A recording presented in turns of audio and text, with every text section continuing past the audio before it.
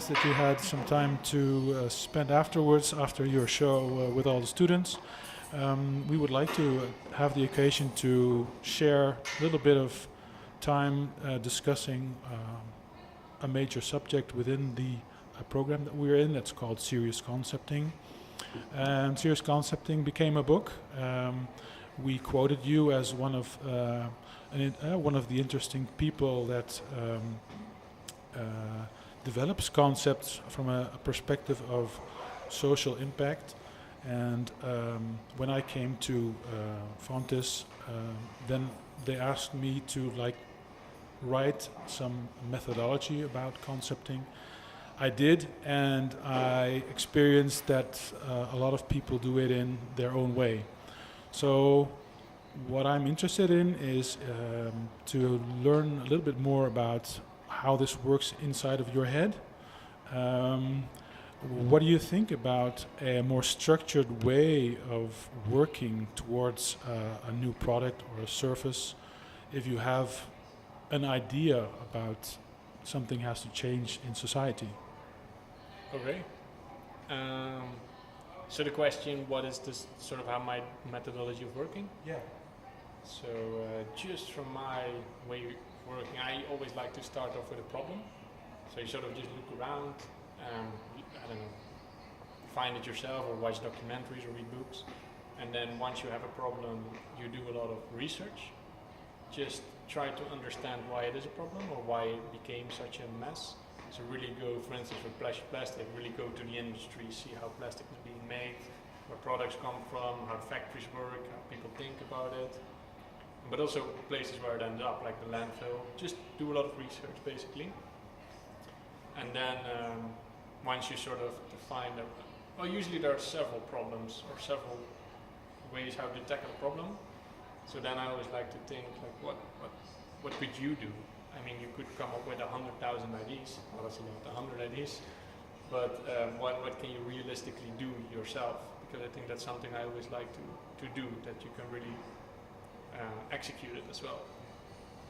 So then it's a matter, for me at least, to just write down a lot of things, sketch it out, and pick the one that you think I could do something here, and just start working on it. Yeah. Okay, cool. So if I connected with the way that we try to educate students in this, is that we really start out in a research phase, and we oftenly look at a certain target group that we are working for.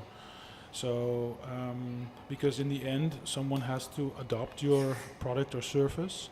So is that in your working method also the situation, that you have like a target group in your head, or it's about something else? So I think the target is always try to solve the problem, and you just do whatever you think is needed. So for instance, I remember for phone blogs, when I put the idea online, I thought maybe like 200 people like it, like these environmental people that like sustainable phones. But that sort of hit a nerve and it reached way more people.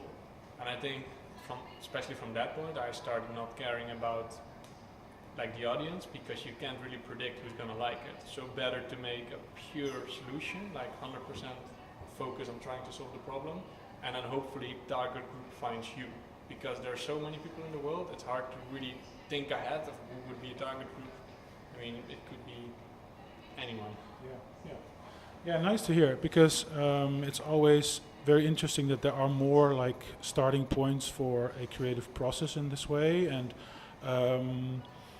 we like to educate students as well as like getting in contact with relevant societal challenges. And if I interpreted your answer correctly, then you really have to like look into a pain. We use the words pain and gain to illustrate for a certain target group where their like issue is, where their need is. But I think that you focus more on where there should be like a more societal pain, which you could like answer by developing a concept. Yeah. So I remember, for instance, with the phone blogs project, I thought it would address these eco-friendly people. But we also got a lot of emails from people that have diabetes, and they always carry this device with them. So they said, I'd rather have a phone without a camera, but have a glucose meter in there. Something I would have never thought of myself. So I think it's also interesting, for me at least, if you don't really have a specific target group, you could reach into these new worlds which wouldn't be on your radar otherwise. Yeah, for me that always works to work like that. So, if you like look at time, so what we experience is that it's quite hard to like stop with researching before becoming creative. So a lot of people really want to find out everything in detail before they have like more the gut feeling to make a product or service in it. Could you like elaborate on how much time you spend researching versus being the designer creating something for it? Yeah, so I think it really depends on each sort of topic, but I would say quite some time goes in researching, which I think there you definitely need to set a deadline, because at some point you just get lost in research. There was always more to see and find out, but I like to see more as like you do half research and then you make it, and then you put it out there so you have something to talk about, because then you can sort of show it to others and you can tell, this is my idea, what do you think of it? And I think it's better to even work in versions, that maybe that one is not perfect, but then you can continue instead of spending, I don't know, 3 years in research and trying to come up with the perfect solution, which probably is not going to happen. So I think I really believe more in the, like, you start something and you build, and also while you build, others sort of get it, you can communicate your idea, people can share inputs and stuff like that.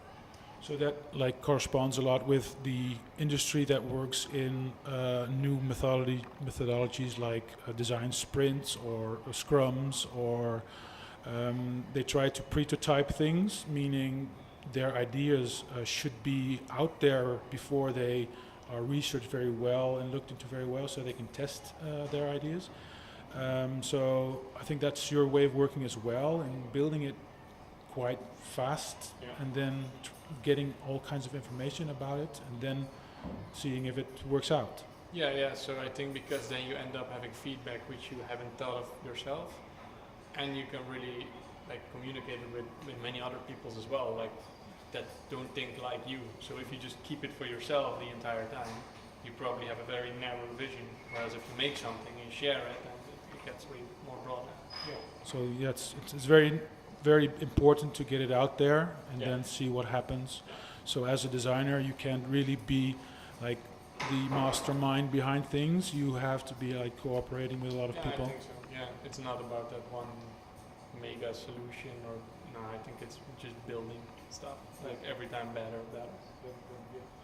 And so when you like come from the research phase and enter a phase where you have to be creative, thinking about solutions, could you elaborate a little bit more on how many people you like invite to do that, or is that an individual process? Or so really like the idea of let's say your printer of plastics, was that made in your head, or is that something that also comes together with a lot of other people?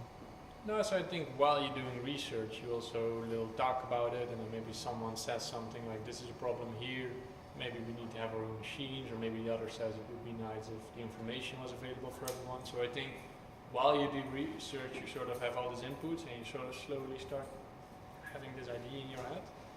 And then, but usually it's a pretty individual process in terms of everyone gives input, but you're still the one sort of that needs to turn it into an idea. But usually it's like several ideas, I guess, and then you sort of make them or prototype them or sketch them out, whatever works to visualize it. And then you use that to really talk more with people around you, like, could this be something, or this or this? So, and maybe you even go back to the people that you researched and sort of show, like, here's your problem, could this be a solution? So if you like more talk about the DNA of a conceptor, if we may say so, then you should, on the one hand, be someone who has the skills of seeing things out there, but also has to know a lot about really making things and making things work. If you had to like describe the ideal DNA of a conceptor, what would that be? Also, I think, finding that thing you want to work on, that problem, but also trying to visualize that.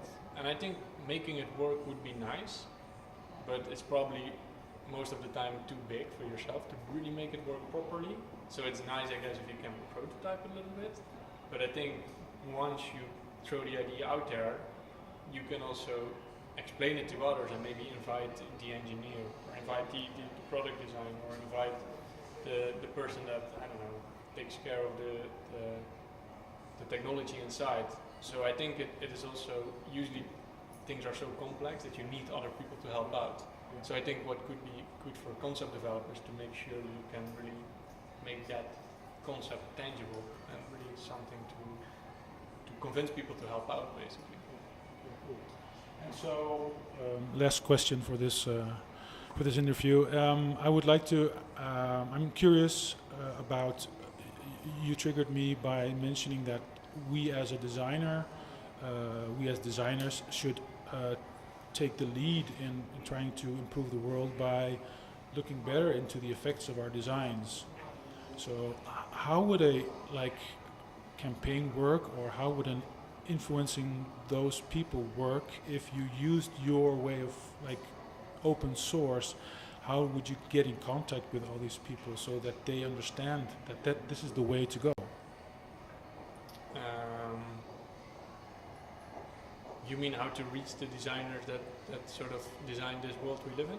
Yeah, because there are so many in so many industries, but they should all be aware of their responsibility towards Mother Earth. How could we trigger these people to also have a more cradle-to-cradle mindset? I don't know, to be honest. I think it's just a matter of sharing it a lot or talking about it. So if I meet my other friends who also started the design academy, I'll talk with them about how it could also be, what the effects are of materials and electricity we use, and hopefully they take that into account next time they design something. But I'm not sure if there's one way to reach them all. Would be nice, but I don't know. If I had the blueprint, I would do it, but I don't know it yet. Okay, thank you very much.